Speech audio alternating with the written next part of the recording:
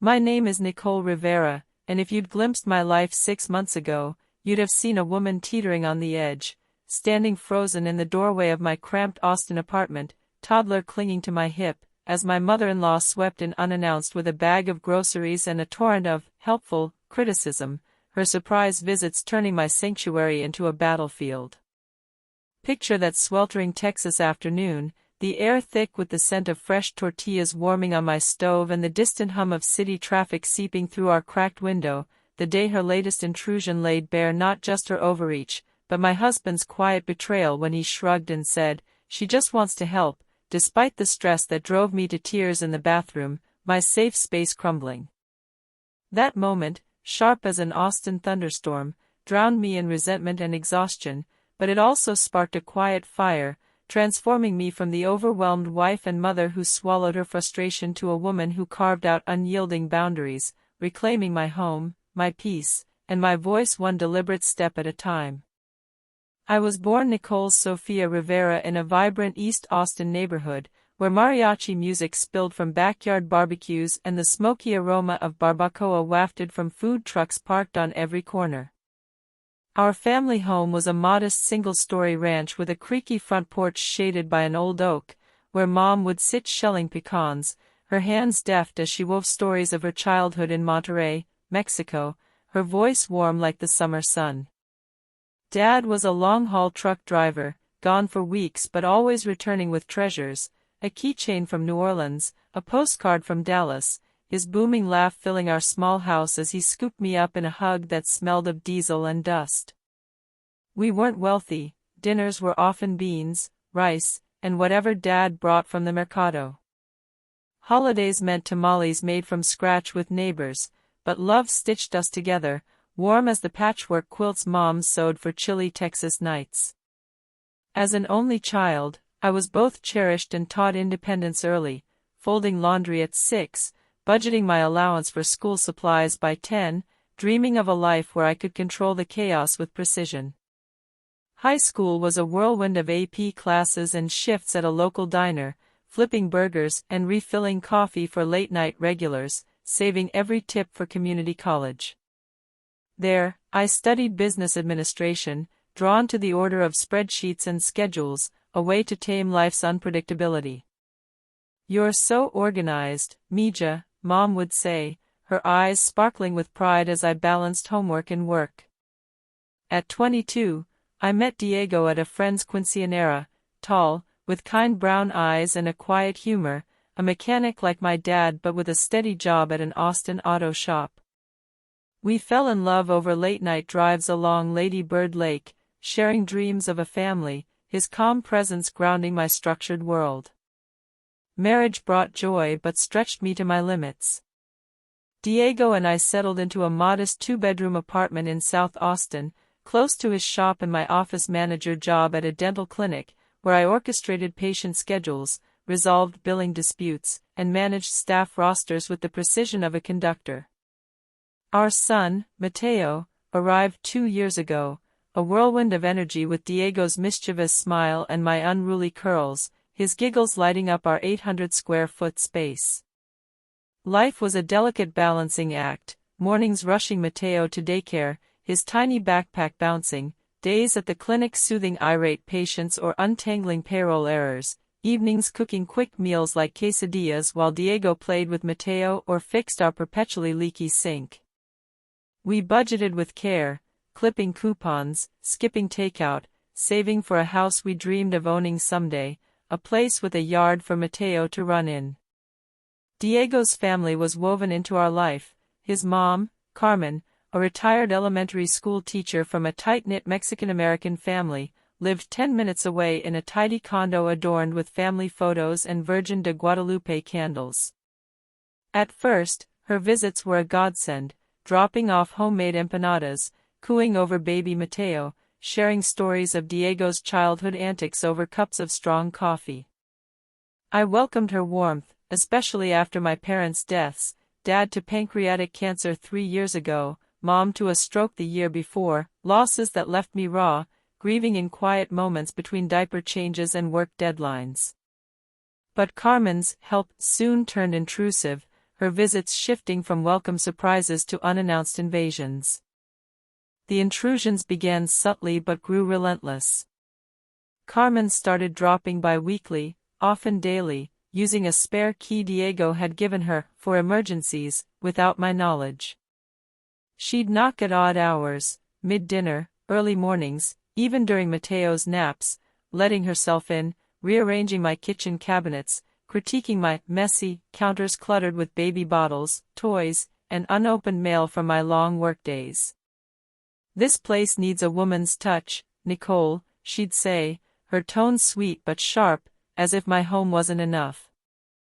I'd force a smile, my stomach nodding, while Mateo clung to me, fussy from her sudden presence. Her unsolicited advice piled on: "You're too soft with him, Nicole, he needs discipline like I gave Diego," or "You should organize your fridge like this." Each comment chipped away at my confidence, implying I was failing as a wife and mother. Diego stayed silent, later shrugging in our bedroom as I vented, "She's just helping, babe. She means well." But the stress was suffocating. I'd come home drained from a day of patient complaints, only to find Carmen there, Mateo overstimulated from her games, my dinner plans derailed by her better recipes. Headaches became constant, sleep elusive as I lay awake dreading the next unannounced knock, my sanctuary no longer mine.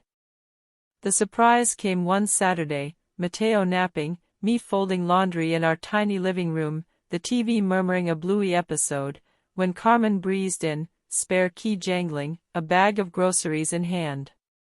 "Your fridge looked empty last time," she said, unpacking avocados and rearranging my shelves without asking. She eyed my laundry pile. "How do you live like this, Nicole? So cluttered." I snapped, voice trembling, "Please call first, Carmen. This is my home." She laughed, waving me off. "I'm family, Mija. No need for that." Diego, home early from the shop, sided with her. "Mom just wants to help, Nicole. Don't be so tense." Later, alone in our bedroom, he admitted, "She's pushy, but she's mom. It's how she shows love." The betrayal cut deep. His inaction made me the outsider in my own space, my haven violated. Cultural expectations bore down, the Latina wife deferring to elders, the daughter-in-law keeping peace, but my mental space was fracturing, tears spilling in the bathroom as Mateo's baby monitor hummed softly. The hurt crystallized into resolve. I started researching during lunch breaks at the clinic, scrolling parenting forums on my phone between patient calls, finding stories of in-law overreach that echoed mine, mothers-in-law rearranging homes, spouses staying silent. The surprise deepened when I confronted Diego about the spare key, his face flushing as he admitted giving it to Carmen years ago, just in case. It felt like another betrayal, a secret that eroded our trust. I ordered a doorbell camera, $50 on Amazon, installed one afternoon while Mateo napped, its app pinging my phone with every motion at our door. The first test came days later, Carmen's unannounced visit, the camera capturing her frown as she found the door locked, her spare key useless after I'd changed the locks. I texted her politely, "Love to see you, but please call first to plan." She replied, "Just checking on Mateo," but I held firm, heart racing but steady. I created a private family group chat, logging every intrusion with timestamps and camera screenshots. Unexpected visit at 6:15 p.m. Please give notice, dropped by at 8 a.m. during Mateo's nap. I shared it with Diego, showing him the pattern, 9 unannounced visits in 5 weeks. His eyes widened over our kitchen table. I didn't realize it was this bad. The log forced raw conversations, late nights after Mateo's bedtime, dishes piled in the sink. "This is breaking me, Diego," I said, voice steady despite tears. "I need you to back me, or we can't function." He nodded, surprised by the evidence, promising to step up. "I'll talk to her, I swear." I joined a local moms group at an Austin community center, meeting weekly in a cozy room smelling of brewed coffee and crayon wax, where women shared stories of pushy in-laws and spouses who didn't see the toll. A nurse named Carla, her voice warm and firm, shared boundary-setting scripts. We love visits, but need 24-hour notice for our routine. Another mom, a teacher named Rosa, said, "You're not the villain for wanting your space." Their stories, of overbearing relatives, silent partners, gave me courage, their laughter over shared struggles a lifeline. I started journaling, a habit Rosa suggested, scribbling my frustrations in a notebook during Mateo's naps, each page a release. I practiced scripts in the mirror. "Carmen, we love you, but call first." The moms group became my sanctuary, a place to vent and grow, their advice shaping my resolve. I enforced the 24-hour notice rule via the group chat, polite but unyielding, excited for visits, but please text first to plan. Carmen pushed back, "I'm grandma, I shouldn't need permission." But the camera and log were my armor, documenting every attempt. Diego's support surprised me. "Mom, call first." "It's our home," he said during a tense call, his voice firm. The turning point came during a calm confrontation over coffee at my kitchen table, Mateo stacking blocks nearby, their clatter grounding me. I showed Carmen the log, voice steady, "Your visits are stressing us out. We need notice to keep things peaceful for Mateo." Diego backed me, "We love you, Mom, but Nicole's right." Carmen's face softened, surprise flickering in her eyes. "I didn't realize I was hurting you," she said, voice catching. "I'll respect it." The shift was gradual but profound. Carmen started texting ahead, her visit scheduled, Sundays for lunch, planned playdates with Mateo. Her advice tapered off, replaced by questions. "How do you want to handle his bedtime?" Mateo thrived, his giggles free of chaos, our routine steady.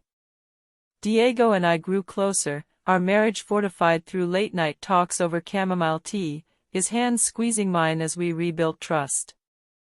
He took on more, daycare runs, cooking tacos on Fridays, his support a quiet apology for past silence.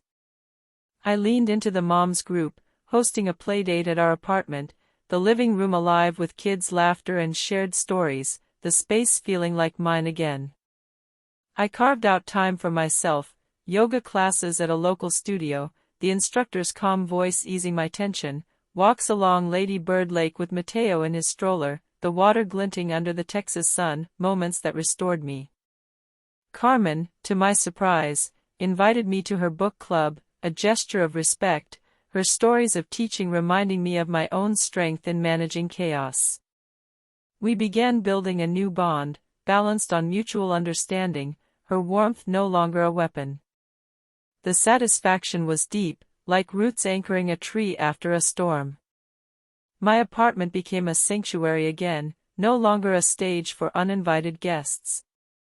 I evolved, from the tense, accommodating wife who feared conflict to a confident guardian of my home, my boundaries protecting my mental space. Mateo's joy filled our days, his crayons scattered across the coffee table a sign of peace, not clutter.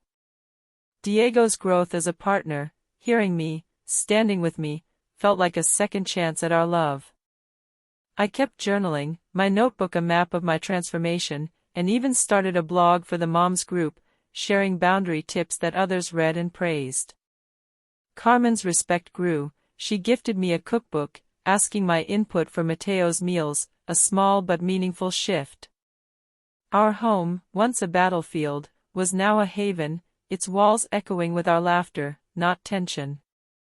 As Oprah Winfrey once said, the greatest discovery of all time is that a person can change his future by merely changing his attitude. In the face of intrusion, shift your stance, it reclaims your peace. Thank you, from a heart that's found its calm, for listening to my story of shattered boundaries and rebuilt walls. If it resonated, please like, share, and subscribe for more real tales of reclaiming your space. Your support means the world. Together, we build stronger homes. Until next time, guard your door.